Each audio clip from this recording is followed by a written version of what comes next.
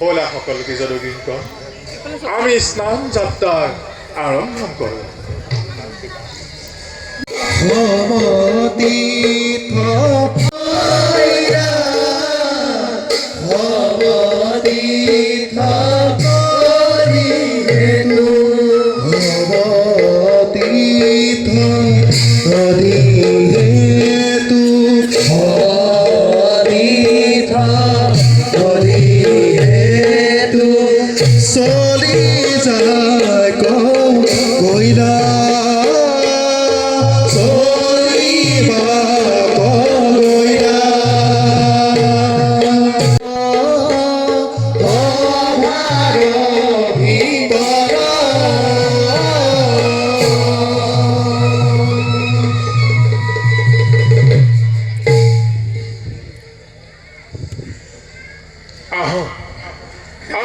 বীৰগণ আজিলৈ স্নান কাৰ্য হ'ল সমাপন।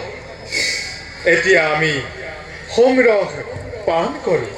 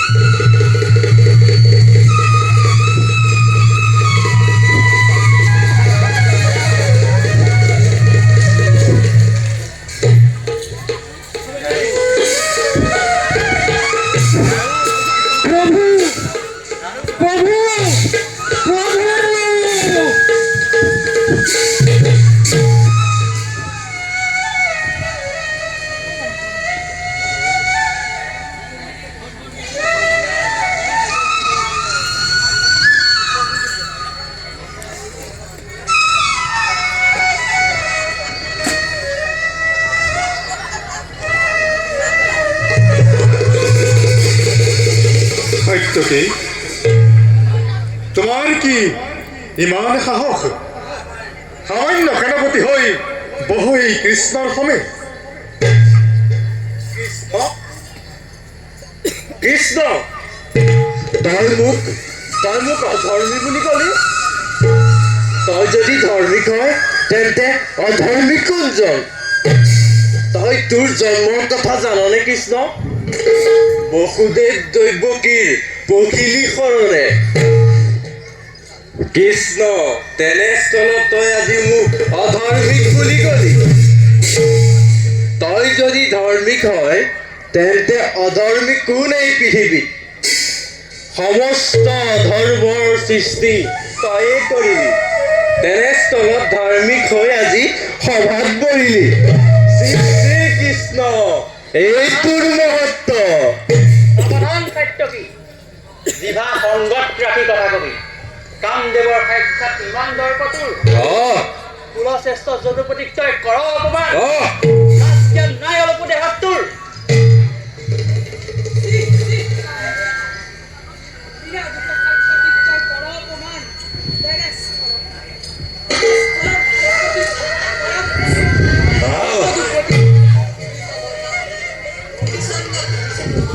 জানিবি নিশ্চয় সেই অধ্যম সাহিত্যবীৰ লগত হৈছ একমত।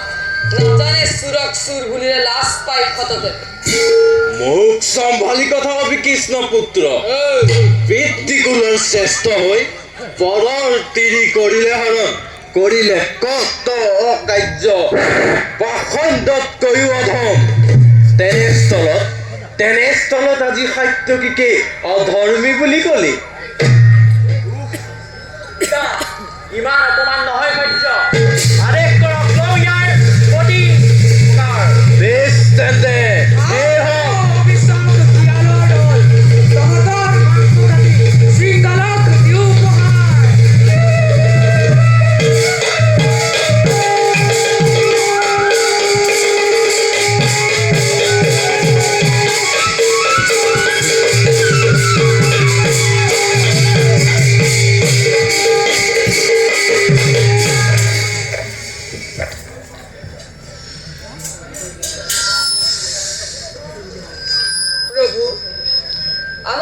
যুদ্ধৰ অস্ত্ৰ শস্ত্ৰ সকলো নাছিল এতিয়া আমি কি কৰোঁ পিতা ভয় নাই যদুবীৰগণ সমাজে দেখিছা মাধুৰী বন তাৰেই তোমালোকে শত্ৰুপক্ষক কৰা আক্ৰমণ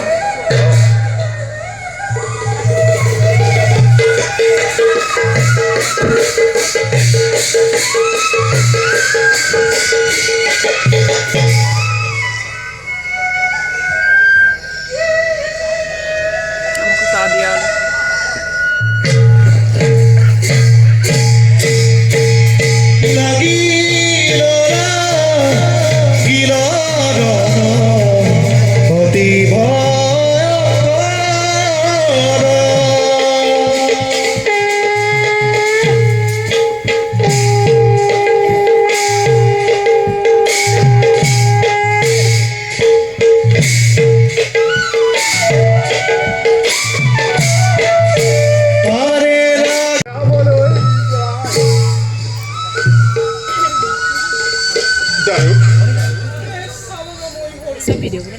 কেৱল আপোনাৰ ইচ্ছাতে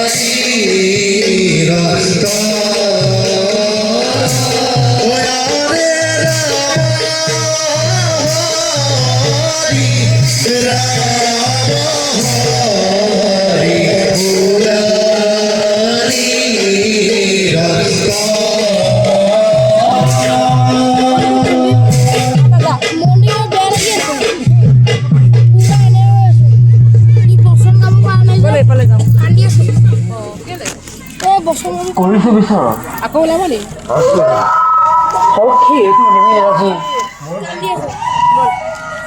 নাই গভীৰ অৰণ্যৰ মাজত কৰিছো এতিয়া আৰু সুধা হাতেৰে নাযায় আৰু কিছু দূৰলৈ গৈ কৰো অন্বেষণ গুৰুদল বুলি নিশ্চয় কোনো বন্যজন্তু এনেকুৱা আছে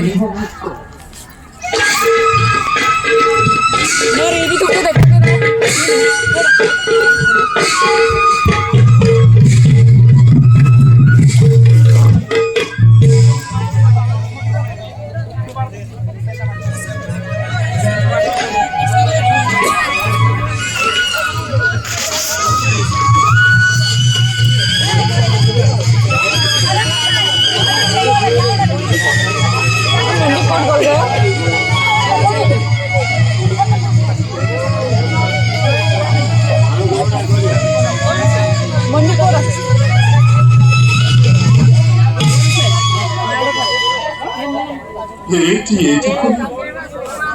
সকলো যদুবীৰ আমাৰ বাবে আছে এই নাম্বাৰটো কাৰ